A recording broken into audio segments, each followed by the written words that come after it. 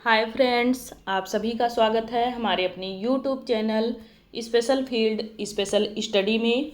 आज इस वीडियो में हम बात कर रहे होंगे डीएड स्पेशल एजुकेशन के अंतर्गत द्वितीय वर्ष के पेपर नंबर 2 की। अगर हम सेकेंड ईयर में ऑल सब्जेक्ट वीआई ट्रेड का बात कर रहे हैं तो यहाँ पे ऑल सब्जेक्ट में आपका ये कोर्स कोड 8 है, यानी कि पेपर संख्या 8 है। ये जो सब्जेक्ट है हमारा ये है teaching of expanded core curriculum of to children with blindness and low vision. अंधेपन और कम दृष्टि वाले बच्चों को विस्तारित मुख्य पाठ्यक्रम पढ़ाना, ये आपका सब्जेक्ट रहेगा। तो एक बार आप लोग और जान लें ये पेपर नंबर कौन सा है। ये पेपर नंबर आपका ऑल सब्जेक्ट हम बात करें फर्स्ट ईयर सेकेंड ईयर मिला करके तो ये पेपर नंबर 8 है आपका। और अगर हम केवल सेकेंड ईयर की बात यहाँ पे करें तो ये पेपर नंबर 2 है आपका, क्योंकि आपका पेपर 1 से लेकर के जो 6 पेपर तक होते हैं वो आपके फर्स्ट ईयर के होते हैं। बाकी 7 से लेकर के आपके जो 12 सब्जेक्ट होते हैं वो आपके सेकेंड ईयर के होते हैं। तो चलिए हम शुरू करते हैं। इसमें अभी तक हम लोगों ने जो पेपर स्टार्ट किया था हल करना, इसमें अभी तक हम लोगों ने ऑब्जेक्टिव टाइप क्वेश्चंस जो किए हैं वो 20 क्वेश्चंस कर रखे हैं। आज इस वीडियो में हम 20 क्वेश्चन और कवर करेंगे। तो चलिए शुरू करते हैं हम। आपका ये वीडियो ले करके 40 क्वेश्चंस कवर हो जाएगा।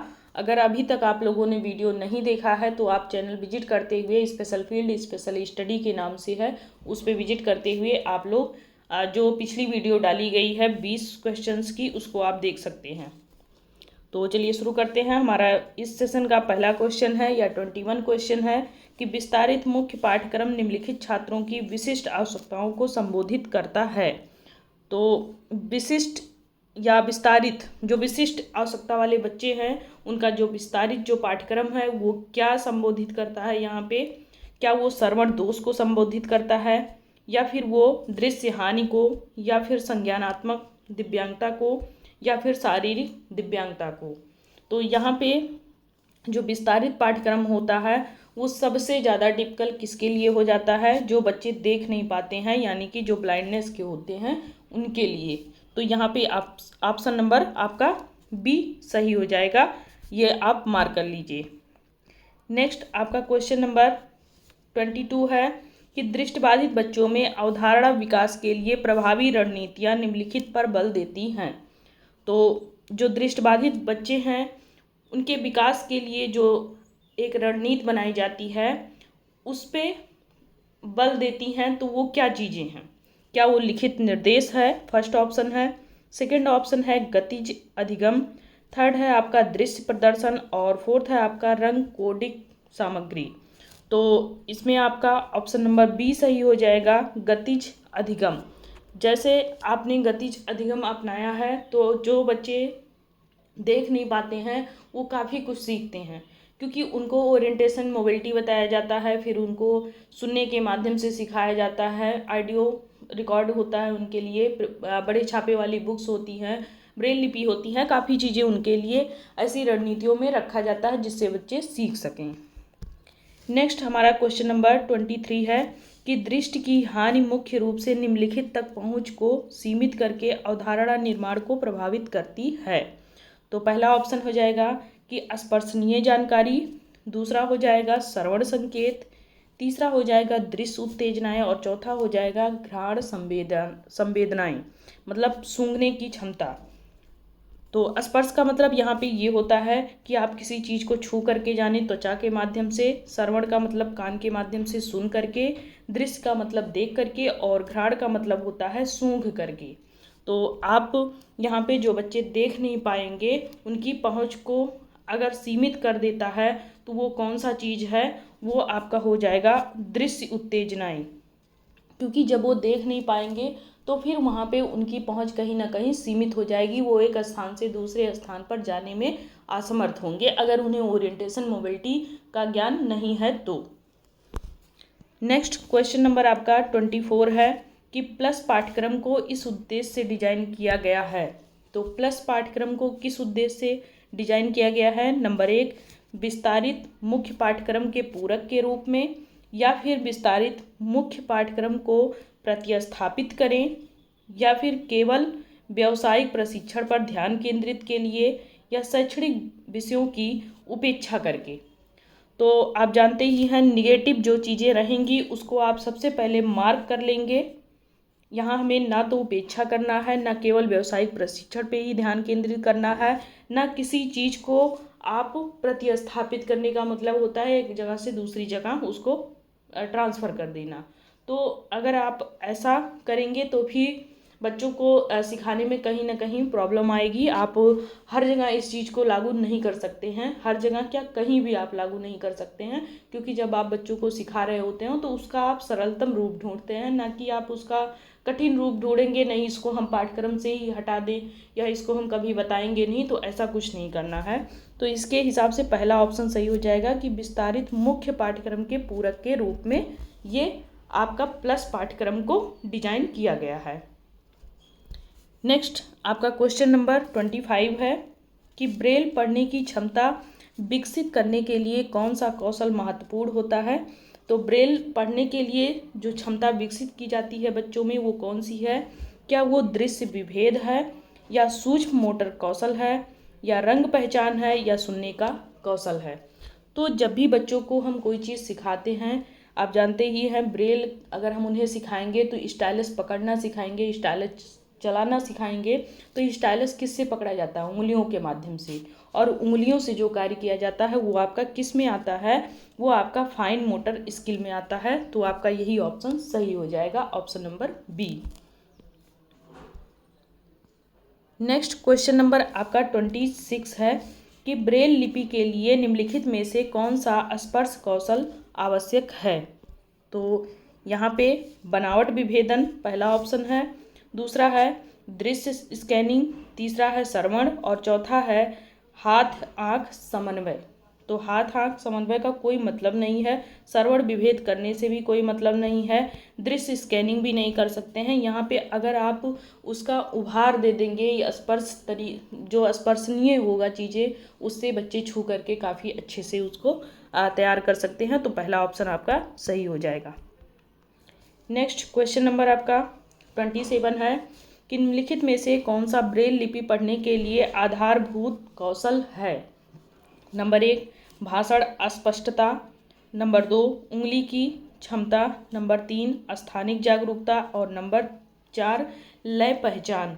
तो यहाँ पे ब्रेल लिपि पढ़ने के लिए जैसा कि मैंने बताया कि उसको सीखने से पहले भी उंगलियों का प्रयोग किया जाता है, और अगर उसको हम पढ़ रहे हैं, लिखने में अगर हम प्रयोग कर रहे हैं तो भी स्टाइलस पकड़ेंगे, लिखने के माध्यम में भी हम उंगलियों का प्रयोग करेंगे।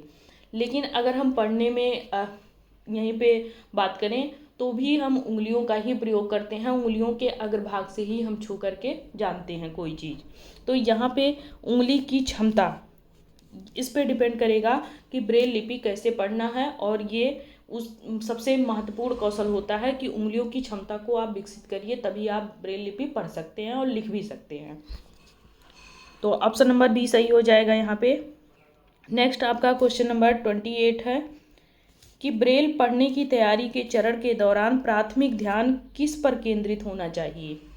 तो ब्रेल पढ़ने से पहले आप किस पे ध्यान केंद्रित करेंगे? सबसे पहले ब्रेल वर्णमाला को याद करना है, या फिर स्पर्श संबंधी जो विभेद होगा उसको विकसित करेंगे, या ब्रेल संकुचन सीखेंगे, या फिर श्रवण कौशल में सुधार करेंगे। तो यहाँ पे हम जो कुछ भी चाहे वो लिखने के लिए सीखेंगे, चाहे वो पढ़ने के लिए सीखेंगे, अगर हम ब्लाइंडनेस की कैटेगरी में आ रहे हैं तो सबसे पहले ज़रूरी है कि स्पर्श संबंधी विभेद हमारे अंदर विकास करें। जो भी बच्चे ब्लाइंडनेस के होते हैं उनको सबसे पहले उंगलियों के माध्यम से कार्य करना हम सिखाते हैं, उंगलियों का प्रयोग करते हैं। जितना ही उनका हाथ उसमें प्रयोग में आता है उतना ही जल्दी वो ब्रेल लिखना और पढ़ना सीखते हैं। नेक्स्ट क्वेश्चन नंबर आपका 29 है कि कौन सी गतिविधि बच्चों को ब्रेल पढ़ने के लिए तैयार होने में मदद कर सकती है? तो यहाँ पे पहला ऑप्शन आ जाएगा आकृतियाँ बनाना, दूसरा है कहानियाँ सुनाना, तीसरा है विभिन्न बनावटों की पहचान करना, चौथा है रंगों का मिलान करना। तो यहाँ पे ऑप्शन नंबर सी, विभिन्न बनावटों की पहचान करना। जैसा कि मैंने आपको पहले भी बताया कि जब भी ब्रेल पढ़ने के लिए तैयार किया जाता है वहाँ पे उंगलियों का प्रयोग किया जाता है और उभरे हुए अक्षर होते हैं उन चीज़ों को पहचान करके पढ़ा जाता है। नेक्स्ट क्वेश्चन नंबर 30 है आपका कि ब्रेल पठन तत्परता में निम्नलिखित में से क्या शामिल है। तो फर्स्ट ऑप्शन है कि ब्रेल प्रतीकों की दृष्टि से उसको पहचानना, या फिर प्रिंट पढ़ने का अभ्यास करना, या उंगली की संवेदनशीलता का निर्माण करना, या सांकेतिक भाषा सीखना। तो यहाँ पे आपका ऑप्शन नंबर सी ही सही हो जाएगा, क्योंकि उंगली की संवेदनशीलता को जब आप बढ़ाएंगे, इसका निर्माण करेंगे, तभी आप लिखने पढ़ने में तत्पर होंगे ब्रेल में। नेक्स्ट क्वेश्चन नंबर आपका 31 है कि शुरुआती लोगों का ब्रेल लिपि पढ़ना सिखाने के लिए आमतौर पर किस विधि का उपयोग किया जाता है। तो यहाँ पे शुरुआती में कौन सी विधि का उपयोग आप करेंगे? क्या संपूर्ण शब्द पहचान यहाँ पे ये विधि अपनाएंगे, या फिर ध्वनि विज्ञान आधारित दृष्टिकोण अपनाएंगे, या फिर स्पर्श मिलान खेल करेंगे, या फिर दृष्टि सहायता करेंगे, मतलब दृष्टि की सहायता यहाँ पे देंगे। तो यहाँ पे हम ऑप्शन नंबर सी करेंगे कि स्पर्श मिलान खेल हम करेंगे। जितना हमारा स्पर्श करने की क्षमता विकसित करने में हम उन बच्चों में प्रयास करेंगे, उतना ही ज़्यादा वो बच्चे सीखने में तत्पर रहेंगे। ब्लाइंडनेस की कैटेगरी वाले सभी बच्चों में स्पर्श करने की क्षमता को ही ज़्यादा विकसित किया जाता है। नेक्स्ट क्वेश्चन नंबर आपका 32 है कि ब्रेल लिपि पढ़ाने के लिए कौन सी अनुदेशात्मक रणनीति प्रभावी होती है। तो नंबर 1, बड़े प्रिंट वाली पुस्तकों का उपयोग करना। नंबर 2, बहुसंवेदी गतिविधियों का शामिल करना। नंबर 3, केवल श्रवण निर्देशों पर निर्भर रहना, या फिर समूह में पढ़ाना। तो जो ब्रेल लिपि पढ़ाने के लिए हम रणनीति अपनाते हैं उसमें हम बहुसंवेदी गतिविधियों को शामिल करते हैं, जिसके माध्यम से बच्चे पढ़ना सीखते हैं ब्रेल लिपि को। नेक्स्ट आपका क्वेश्चन नंबर 33 हो जाएगा कि बच्चों को ब्रेल लिपि सिखाने का प्रभावी तरीका क्या है। तो फर्स्ट ऑप्शन है ब्रेल फ्लैश कार्ड का उपयोग करेंगे, या फिर छात्रों को पाठ लिखवाना सिखाएंगे, या चाक बोर्ड पर लिखना सिखाएंगे, या दृश्य छवियों का उपयोग करेंगे। तो हम यहाँ ऐसा कुछ नहीं करेंगे। हम जो बच्चे ब्रेल लिपि में सीखने में अपनी रुचि रखेंगे उनके लिए हम फ्लैश कार्ड उपयोग करके उन बच्चों को बताएंगे, जिस पे उभरे हुए अक्षर होंगे उनके माध्यम से उन बच्चों को हम सिखाएंगे। नेक्स्ट क्वेश्चन नंबर आपका 34 है कि ब्रेल लेखन के लिए सामान्यतया किस उपकरण का उपयोग किया जाता है। तो ब्रेल लेखन के लिए आप किसका प्रयोग करते हैं? नंबर 1, टाइपराइटर का, या फिर पार्किंसंस ब्रेलर का, या स्टाइलस पेन का, या कीबोर्ड का। तो यहाँ पे ब्रेल लेखन के लिए जो हम सामान्य उपकरण उपयोग करते हैं वो है पार्किंसंस ब्रेलर। ये आपके काम आता है ब्रेल लिखने के। नेक्स्ट क्वेश्चन नंबर 35 है कि ब्रेल लेखन में स्लेट और स्टाइलस का उद्देश्य क्या होता है। तो ब्रेल लेखन में स्लेट और स्टाइलस, इसको हम देखेंगे क्या हम इसके माध्यम से ऑडियो नोट्स तैयार किया जाता है, या फिर कागज़ पर उभरे हुए बिंदु बनाया जाता है, या ब्रेल पुस्तकें छापना, या फिर बड़े प्रिंट में उसको लिखा जाता है। तो आप जानते ही हैं कि ब्रेल और स्टाइलस क्या होते हैं, उसके माध्यम से अक्षरों को उभारा जाता है एक कागज़ पे। तो ये आपका सही हो जाएगा option number B. Next question number आपका 36 है कि कौन सा ब्रेल लेखन उपकरण शुरुआती लोगों के लिए उपयुक्त है।